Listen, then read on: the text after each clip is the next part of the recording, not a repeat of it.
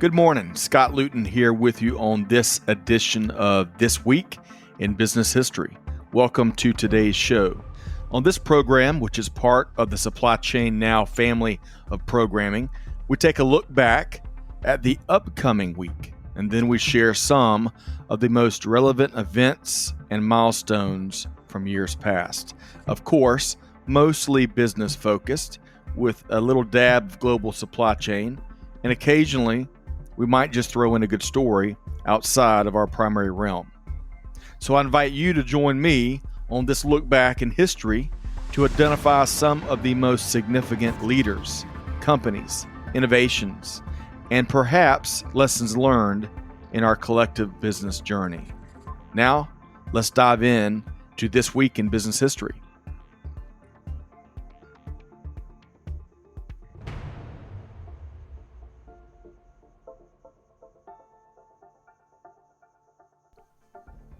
Hello, and thanks for joining us on This Week in Business History. I'm your host, Scott Luton, and today we are focused on the week of July 27th. But hey, let's pause for one quick programming note. This Week in Business History will be moving over into its own channel next week. So to continue to get this weekly podcast, you'll need to search for This Week in Business History wherever you get your podcasts and click to subscribe, and for that, we are greatly appreciative. Thanks so much for listening. Now back to the week of July 27th in business history. Today we're going to dive into one of the busiest sectors in global business, cannabis. And if you think you know everything about cannabis, think again. Stay tuned and join me as we learn a lot more about what has become a $12.4 billion industry in the United States alone. That's what we'll focus on today on This Week in Business History, powered by our team here at Supply Chain Now. On August 2nd, 1937, Franklin D. Roosevelt signed into law the Marijuana Tax Act of 1937. Prior to this becoming the law of the land here in the United States, cannabis products were commonly sold throughout the country. Of course, they were regulated in many states. In 1905, the United States Department of Agriculture listed 29 states that each had laws regulating cannabis in some way, shape, or form. During this period in American history, there was not a hardened opposition to the usage of cannabis. In fact, even the American Medical Association wanted to protect the ability of physicians to prescribe cannabis, amongst other things.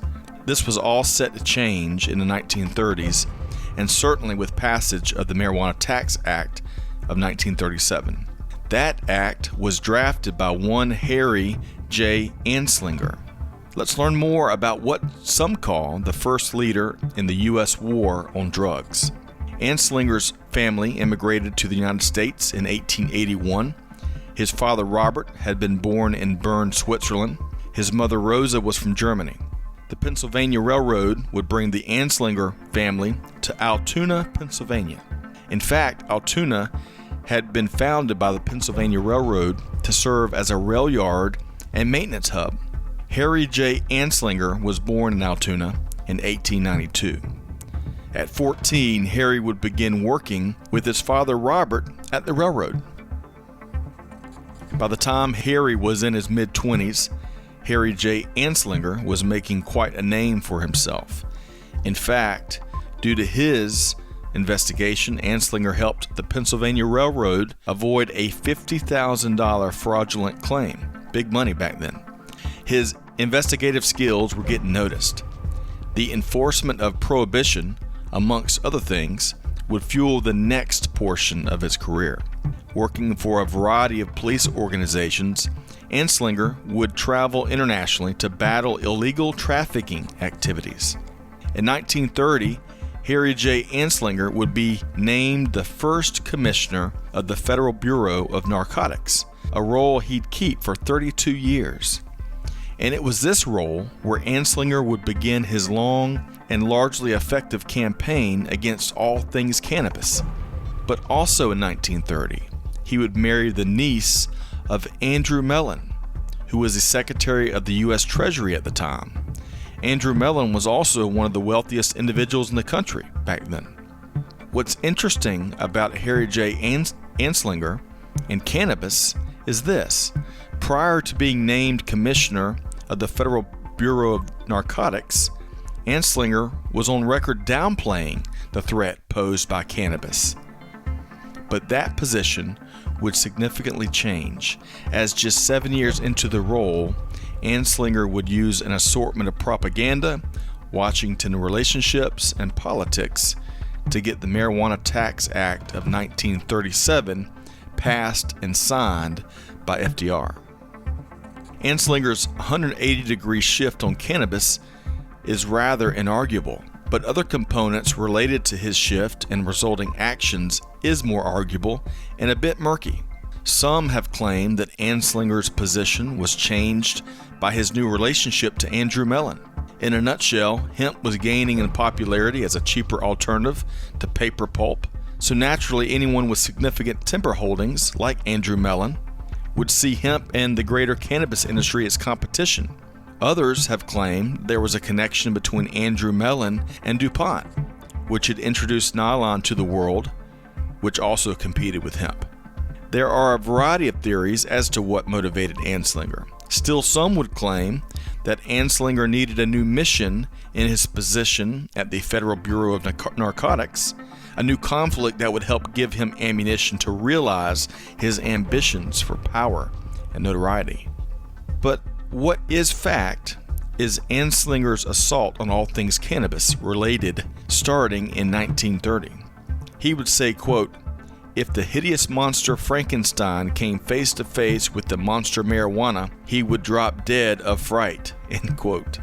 Anslinger would leverage sometimes xenophobic propaganda, questionable news stories, and Washington relationships and much more to turn the tide of political and popular opinion to get the Marijuana Tax Act of 1937 passed. So how did that change the U.S. cannabis industry? Well, let's turn to how the U.S. Customs and Border Protection Agency phrases it. Quote, "In principle, the Marijuana Tax Act of 1937 stopped only the use of the plant as a recreational drug. In practice, though, industrial hemp was caught up in anti-dope legislation, making hemp importation and commercial production in this country less economical. Scientific research and medical testing of marijuana also virtually disappeared. By 1970, marijuana was classified and restricted on par with narcotics, and new tighter laws were enacted," end quote. Clearly, the policy hamstrung the entire cannabis industry for decades. Harry J. Anslinger would serve as commissioner of the Federal Bureau of Narcotics until 1962. 7 years after Anslinger stepped down, the United States Congress would replace the Marijuana Tax Act of 1937 after Timothy Leary won a court case versus the U.S. in the Supreme Court. The Controlled Substances Act has been the law of the land here in the U.S. since 1970, and under this legislation, cannabis has been effectively banned at the federal level. So given all of these restrictions and regulations, just how has the cannabis industry grown to a $12.4 billion industry in the U.S.? Well, we can't do it justice in the time we have here, but in a nutshell, I'd point to 4 things. 1, evolving public opinion in general as it relates to cannabis and all cannabis products. 2, more and more commonly accepted usage of cannabis products for medicinal purposes. 3, federal measures and policy embracing medical and industrial use of cannabis. And 4, state-driven acceptance of cannabis and cannabis products. Beginning with California in 1996, 33 states and Washington, D.C. have all legalized medical marijuana. For that matter, at least 10 states have legalized recreational marijuana. Our neighbor to the north, Canada, legalized recreational marijuana countrywide in 2018. Amazingly, despite the mix of regulatory environments and policies here in the U.S., according to data firm BDSA, the cannabis industry here is poised to reach $33.9 billion in 2025. Let's spend some time uncovering what makes up the cannabis industry. You can break down the cannabis industry into 4 large buckets. Recreational marijuana, and depending on what data you look at, that's about a $3 billion market in and of itself. Medical marijuana, approximately a $5 billion market right now. CBD, which stands for cannabidiol, say that 3 times fast, cannabidiol, an estimated $200 million market for CBD. And finally, hemp, which is estimated to be about an $820 million market. One simple clarification: 2 plants are critical to the cannabis industry. The marijuana plant, for obvious reasons, and its cousin, the hemp plant, which provides both CBD and the valuable hemp fibers. What might also be interesting to look at would be the cannabis supply chain, which is commonly referred to in industry as seed to sale. Keep in mind, in the current environment here in the U.S., there's one big factor that governs cannabis supply chains. Cannabis products can only be sold and consumed within the state where the original plant was grown. That is a pretty big restriction, isn't it? As you might imagine, each state has its own licensing and enforcement infrastructure. So let's look at a generalized version of a cannabis supply chain. First, you have farms that focus on growing quality seeds, either indoors or outdoors. In some states, these activities may be called growing or cultivating. Secondly, the growers will then send the harvested flowers to a processor, and here they'll trim and dry and cure the plants. The next step, which may be done by the same processor or a second processor, and that step is the finishing process. That transforms the raw material into the final product itself. Perhaps the final product will be buds, or maybe edibles, such as chocolates, baked goods, beverage mixes, candy, etc. All products must be tested for potency, and that data is reported to the appropriate local authority. And for that matter, all nodes in any particular cannabis supply chain must be licensed.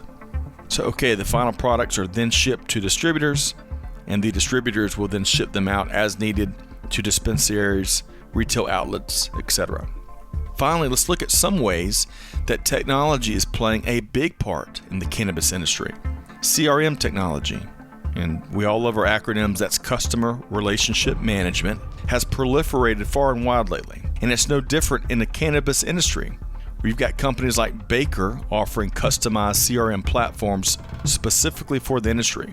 Baker is now part of Tilt Holdings, a vertically integrated infrastructure and tech platform specifically serving the cannabis industry.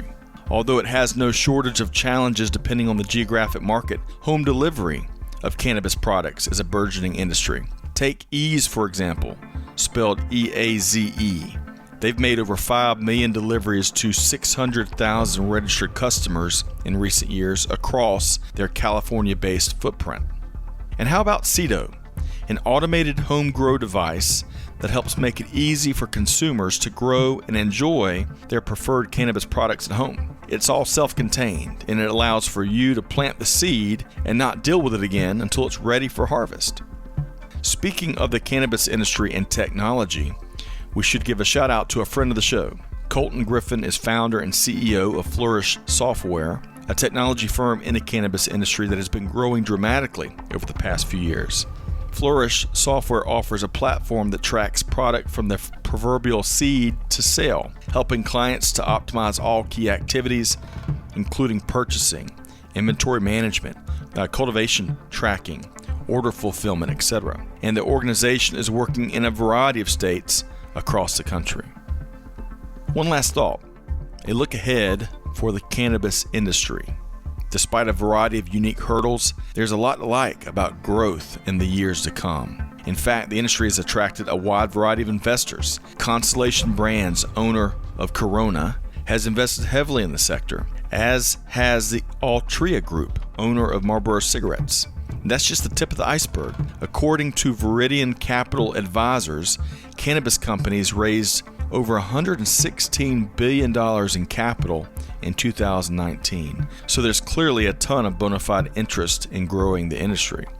And what would also be added tailwinds, some industry analysts project a slew of additional states here in the U.S. that will be easing restrictions. In fact, we've seen recent strides here in Georgia.